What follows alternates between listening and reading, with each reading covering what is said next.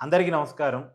జనం కోసం మాట్లాడాల్సిన గొంతులు ధనం కోసం మాట్లాడితే, జనం తరపున పాలకులను, పార్టీలను ప్రశ్నించాల్సిన గొంతులు రివర్స్‌లో పార్టీల తరపున వక్కల్తా పుచ్చుకొని ప్రజల మీద విషం కక్కితే ఆంధ్రప్రదేశ్‌లో అదే జరుగుతుంది. ఆంధ్రప్రదేశ్‌లో మేధావుల ముసుగులో ఏం జరుగుతుంది అనడానికి ఒక 2 ఎగ్జాంపుల్స్ మీకు చెప్పే ప్రయత్నం చేస్తాను.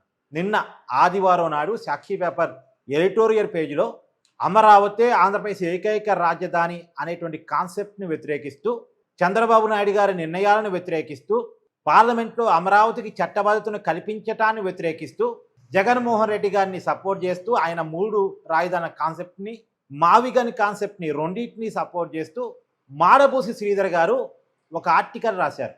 ఎవరి మాడబూసి శ్రీధర్ గారు అంటే నర్సార్ యూనివర్సిటీలో సుదీర్ఘకాలం ప్రొఫెసర్గా పనిచేసిన వ్యక్తి, మంచి మేధావి, సామాజిక విషయాల్లో అన్బయాసుడిగా మాట్లాడతారు అనేటువంటి వ్యక్తిత్వం ఉన్నటువంటి మనిషే, కాదనేది కాదు, మంచి మేధావే. కానీ నిన్న ఆయన ఆర్టికల్ చూసిన తర్వాత నాకు కొంత ఆశ్చర్యం కలిగింది. అసలు ఆయనే రాశారా అనిపించింది. కానీ ఆయన పేరుతోనే ప్రచురితమైంది కాబట్టి ఆయనే రాశారని మనం నమ్మాలి. అయితే అక్కడ అసలు ఆయన ఏం చెప్పదలుచుకున్నారనేది నాకు అర్థం కాలే. ఒకవైపేమో మావిగన్ని సపోర్ట్ చేస్తారు, రెండో వైపేమో 3 రాజధానుల కాన్సెప్ట్ని సపోర్ట్ చేస్తారు. ఈ 2 డిఫరెంట్ కాన్సెప్ట్లు. జగన్మోహన్ రెడ్డికి అవగాహన లేక ఒక్కొక్కసారి ఒక్కొక్క కాన్సెప్ట్ని తెర ముందు తీసుకొస్తా ఉన్నాడు. తన అధికారంలో ఉన్నప్పుడేమో 3 రాజధానుల కాన్సెప్ట్లు, అంటే ఒకే చోట అభివృద్ధి కేంద్రీకరణ జరగకూడదు, 3 ప్రాంతాల్లో 3 నగరాలని రాజధానులుగా మార్చారనేది ఆ రోజు జగన్మోహన్ రెడ్డి గారు చెప్పుకొచ్చిన కాన్సెప్ట్. సరే, అది సపోర్ట్ చేస్తే అదో రకం. ఇప్పుడు మావిగన్ అనేది ఏంటి? ఒకే చోట ఉన్నటువంటి 3 నగరాలు కలుపుతూ, మచిలీపట్నం, విజయవాడ, గుంటూరు, ఇవన్నీ కూడా పక్కపక్క నగరాలు, ఈ మూడింటిని కలుపుతూ రాజధాని తయారు చేస్తే బాగుంటుంది కదా అని జగన్మోహన్ రెడ్డి గారు చెప్తున్నటువంటి ఇంకో కాన్సెప్ట్. అది ఈ కాన్సెప్ట్ వేరు, ఆ కాన్సెప్ట్ వేరు. మాడబూసి శ్రీధర్ గారు చేస్తే ఈ కాన్సెప్ట్ కన్నా సపోర్ట్ చేయాలి, లేదా ఆ కాన్సెప్ట్ కన్నా సపోర్ట్ చేయాలి. కానీ కేవలం అమరావతి మీద కోపంతో, చంద్రబాబు నాయుడు మీద ఉన్న కోపంతో అమరావతిని వ్యతిరేకిస్తూ ఈ 2 కాన్సెప్ట్కి సపోర్ట్ చేస్తున్నారు. నాకు అది అర్థం కాలే. అంటే అసలు మాడబూసి శ్రీధర్ గారు 3 రాజధానులు కరెక్ట్ అంటున్నారా, లేదు మావిగన్ అనే పేరుతోటి 3 నగరాలను కలుపుతూ రాజధాని తయారు చేస్తే బాగుండదు అనుకుంటున్నారా అని ఏమనుకుంటున్నారని చెప్పట్లేదు. లేదు జగన్మోహన్ రెడ్డి గారు నోట్ నుంచి ఏదొస్తే అదే సపోర్ట్ చేయడానికి సిద్ధమయ్యారా? అంటే జగన్మోహన్ రెడ్డి కోసం ఆర్టికల్ రాశారు తప్ప జనం కోసం రాయలేదు అన్నది ఇక్కడ మనం అర్థం చేసుకోవాలి. జనం కోసం రాసేవాడైతే క్లారిటీ ఇవ్వాలి. అయితే 3 రాజధానులు కరెక్ట్ అని చెప్పాలి. లేదు మచిలీపట్నం, విజయవాడ, గుంటూరుని కలుపుతూ రాజధాని తయారు చేస్తే బాగుంటుంది అనే ఆలోచన అన్న సపోర్ట్ చేయాలి. రెండింటిని సపోర్ట్ చేస్తున్నాడంటే అది జగన్ కోసం చేస్తున్న సపోర్ట్ అని అర్థం చేసుకోగలగాలి. పైగా ఇంకొక విషయం కూడా చెప్తాను నేను. అమరావతికి చట్టబద్ధత కల్పించడం అనేది, అది కూడా పార్లమెంట్లో చట్టబద్ధత కల్పించడం అనేది తెలుగువారి ఆత్మగౌరవానికి ఇబ్బంది అంట. ఎందుకంటే రాజధాని అనేది స్టేట్ సబ్జెక్టు, పార్లమెంట్ ఎవరు కలగజేసుకోవడానికి, పార్లమెంట్ ఎవరు చట్టబద్ధత కల్పించడానికి, ఇది తెలుగువారి ఆత్మగౌరవానికి ఇబ్బంది అని మాట్లాడారు. అదే నిజమైతే మరి హైదరాబాదు 10 సంవత్సరాల పాటు ఉమ్మడి రాజధానిగా 2 రాష్ట్రాలకి ఉంటుంది, 10 సంవత్సరాల తర్వాత తెలంగాణ పర్మనెంట్ రాజధాని అని పార్లమెంట్లో చట్టం, విభజన చట్టంలో పెట్టారు. మరి అది కూడా తెలంగాణ ఆత్మగౌరవానికి ఇబ్బందేగా. మాడబూసి శ్రీధర్ గారు ఏ రోజు క్వశ్చన్ ఎందుకు చేయలేదు? ఒకటి. రెండోది, అసలు మాడబూసి శ్రీధర్ గారిని డైరెక్ట్గా అడగదలుచుకుంది ఏంటంటే, 3 రాజధానుల కాన్సెప్ట్ సపోర్ట్ అయితే తెలంగాణలో కూడా 3 రాజధానులు పెట్టాలని మాడబూసి శ్రీధర్ గారు మాట్లాడతారా? హైదరాబాద్ అనేటువంటి ఒక పర్టికులర్ ప్రాంతంలోనే ఎందుకు కేంద్రీకరణ? తెలంగాణ అంటే ఆయన తెలంగాణలో ఉంటాడు కాబట్టి, తెలంగాణలో పనిచేశాడు కాబట్టి అడుగుతాను నేను.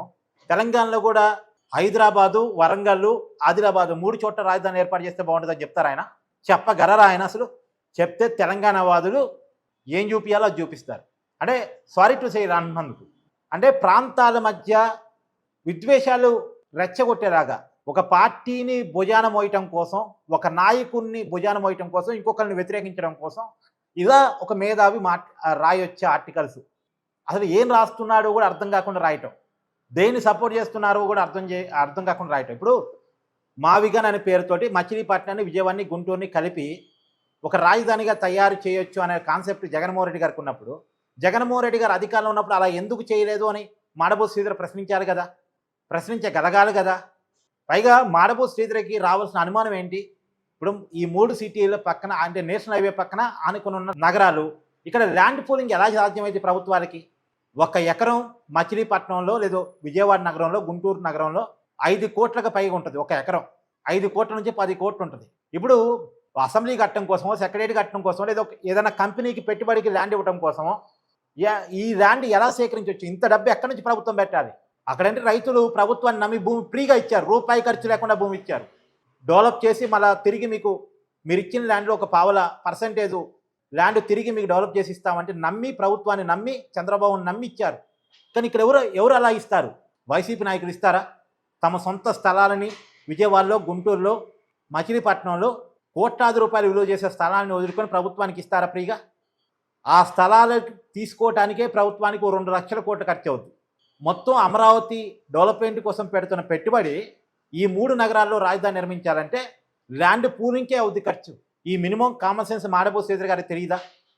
పైగా అసలు పార్లమెంట్లో అమరావతి చట్టబద్ధత కల్పించాల్సిన అవసరం ఎందుకు వచ్చింది? రాజధాని అనేది స్టేట్ కాన్సెప్ట్ నిజమే, కానీ స్టేట్ సబ్జెక్ట్ కాబట్టి పాలకులు మారిన ప్రతిసారి కూడా రాజధానులు మారుస్తున్నారు. జగన్మోహన్ రెడ్డి గారు ఒకసారి 3 రాజధానులని, ఒకసారి వైజాగ్ రాజధాని అని, ఇంకో చోట ఇంకోటని అసలు రాజధాని అనే దాన్ని క్వశ్చన్ మార్క్ చేసి పడేశారు 2019 నుంచి 2025 మధ్య, 24 మధ్య.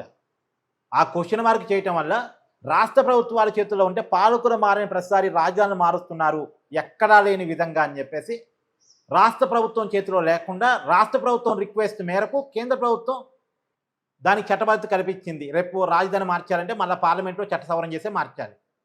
నిజానికి ఆ పార్లమెంట్ దాకా అమరావతి చట్టబద్ధత పోవడానికి కారణం జగన్మోహన్ రెడ్డి. అదే 2000 ఇప్పుడు పార్లమెంట్లోనే చట్టబద్ధత కావాలంటే 2014లోనే అడిగేవాళ్ళు, అడగలేదుగా. అప్పుడు చంద్రబాబు నాయుడు గారి ప్రభుత్వం ఎందుకు అడగలే? రాజధాని స్టేట్ సబ్జెక్ట్ కాబట్టి మనం ఏర్పాటు చేసుకుందాం అనుకున్నారు. కానీ జగన్మోహన్ రెడ్డి అనే వ్యక్తి వచ్చి రాజధానిని మార్చేస్తాడు, రాజధాని లేకుండా చేస్తాడు అనుకోలేదుగా. చేశాడు కాబట్టి లేదు రేపు మళ్ళా జగన్మోహన్ రెడ్డి వస్తే అమరావతి రాజధాని కాదని చెప్తాడు, ఇష్టం వచ్చినట్టు గేమ్ ఆడతాడని చెప్పేసి అలా అవకాశం లేకుండా అమరావతికి పార్లమెంటు చట్టబద్ధత కల్పించాల్సి వచ్చింది. దానికి కారణం ఏ పేపర్కి అయితే మాడబోసి శ్రీధర్ గారు ఆర్టికల్ రాశారో ఆ పేపర్ అధిపతి, ఆ పేపర్ చైర్మన్ గారి భర్త, ఇంకా కరెక్ట్గా చెప్పాలంటే. సరే, ఇది మాడబోసి శ్రీధర్ గారికి సంబంధించి. ఇంకొక పక్క ప్రొఫెసర్ కె నాగేశ్వర్ గారు, ఆయన మావి గారిని వ్యతిరేకించారు. అంతవరకు సంతోషం, ఆయన వ్యతిరేకించారు, అమరావతికే జై కొట్టారు. సరే, అంతవరకు ఆయన కొంతవరకు నిజాయితీగా ఉన్నాడు అనుకుంటే మళ్ళీ ఆ రోజు మధ్యాహ్నానికే విభజన చట్టంలో హామీలు, ప్రత్యేక హోదా, రైల్వే జోను, లేదు తెలంగాణకి ఇవ్వాల్సిన హామీలు, ఇవన్నీ మాట్లాడుకుంటూ వచ్చాడు. ఇవన్నీ ఆ రోజు ఎందుకు మాట్లాడాడు ప్రొఫెసర్ కె నాగేశ్వర్ అంటే, ఒక వీడియో ఎందుకు చేశాడు అంటే, ఆ రోజు అమరావతికి చట్టబద్ధత కల్పిస్తున్నటువంటి విషయం హైలైట్ కాకూడదని, చంద్రబాబు నాయుడు పేరు రాకూడదు అని. ఇప్పుడు నిజానికి విభజన చట్టం హామీలు మాట్లాడడం కరెక్టే, మాట్లాడాలి, కానీ ప్రతిరోజు మాట్లాడాలి. ఆ ఒక్కరోజు ఎందుకు మాట్లాడాడు? పార్లమెంటు జరుగుతున్న ప్రతిసారి మాట్లాడాలి, పార్లమెంటు సమావేశాలు స్టార్ట్ అవుతున్న ప్రతిసారి మాట్లాడాలి. కానీ ఈ మధ్య కాలంలో ప్రొఫెసర్ కె నాగేశ్వర విభజన హామీల మీద ఎన్ని వీడియోలు చేశాడు చెప్పండి ఒకసారి. ఆయన ఛానల్లోకి వెతకండి. వైజాగ్ రైల్వే జోన్ కోసం, తెలంగాణ రైల్వే కోచ్ కోసం, తెలంగాణకు రావాల్సిన యూనివర్సిటీల కోసం, తెలుగు రాష్ట్రాల మధ్య విభజన పంపకాల కోసం ఎన్ని వీడియోలు చేశాడు చెప్పండి. మొన్న మధ్య Telangana Hyderabad RTC cross road దగ్గర బస్ భవన్లో తెలంగాణ అధికారులకి ఆంధ్ర అధికారులకు గొడవ జరిగింది. ఒక రూము అది ఆంధ్ర అధికారులు తాళాలు వేసుకుని ఉన్నారు, దాన్ని తెలంగాణ అధికారులు పగలగొట్టారు. లేదు, ఇంకా మాకు ఆస్తుల పంపకాలు జరగలేదు కాబట్టి ఇది మా ఆధీనంలో ఉందని ఆంధ్ర వాళ్ళు తెలంగాణ వాళ్ళు గొడవ పడ్డారు. ఈ గొడవ మీద అసలు ప్రొఫెసర్ కె నాగేశ్వర్ మాట్లాడా? ఈ గొడవ జరగడానికి కారణం ఇంతవరకు ఆస్తుల పంపకాలు జరగకపోవటం. దీని మీద కనీసం క్వశ్చన్ చేశాడా? నాగార్జున సాగర్ ప్రాజెక్టు దగ్గర తెలంగాణ పోలీసులు, ఆంధ్ర పోలీసులు గల్లాలు పట్టుకున్నారు. దీని మీద ఎన్నిసార్లు క్వశ్చన్ చేశాడు ప్రొఫెసర్ కె నాగేశ్వర్? అంటే వీళ్ళంతా ఎవరి కోసం మాట్లాడుతున్నారు? అమరావతికి సపోర్ట్ అని చెప్తూనే అమరావతి ఇష్యూ హైలైట్ కాకుండా చేయడం కోసం ఆ రోజు విభజన చట్టం మీద పలు ప్రశ్నలు అంటూ మోడీ గారిని, టీడీపీని, లేదో అందరినీ ఆడుకుంటున్నట్టుగా, అందరినీ క్వశ్చన్ చేస్తూ అసలు ఇష్యూని హైలైట్ కాకుండా చూసే ప్రయత్నం చేశాడు. ఎన్నాళ్ళు ఇలా ప్రజల మీద విషయం కక్కుతారు? నిజానికి ఇదే ప్రొఫెసర్ కె నాగేశ్వర్ వెలుగుమట్ట దగ్గర పేదల ఇళ్ళని కూల్ చేస్తుంటే రేవంత్ రెడ్డి ప్రభుత్వం మాట్లాడా? ఆయన ఎమ్మెల్సీని చేసిన ఖమ్మం జిల్లా అది మాట్లాడలేదే మరి? ప్రజల కోసం మాట్లాడాల్సిన కొంత ఎక్కడికి పోయింది? ఎవడికి అమ్ముడు పోతుంది అంటే మేధావుల ముసుగులో జరుగుతుంది. వెలుగుమట్ట మీద మనం మాట్లాడాం, మన ఛానల్లో కూడా వీడియోలు ఉన్నాయి. నేను చాలా ఛానల్లో వెలుగుమట్ట మీద మాట్లాడాను.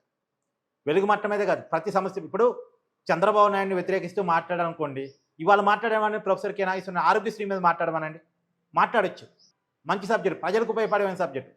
కానీ ఇలా అమరావతి మీద విషయానికి అక్కుతూ మాట్లాడడం అనేటువంటి మాత్రం అని మేధావుల ముసుగులో వైసీపీ స్పాన్సర్డ్ గేమ్ నడుస్తుంది, అమరావతి మీద విషయం కక్కుతున్నారు అనేటువంటి నేను చెప్పదలుచుకున్న పాయింట్.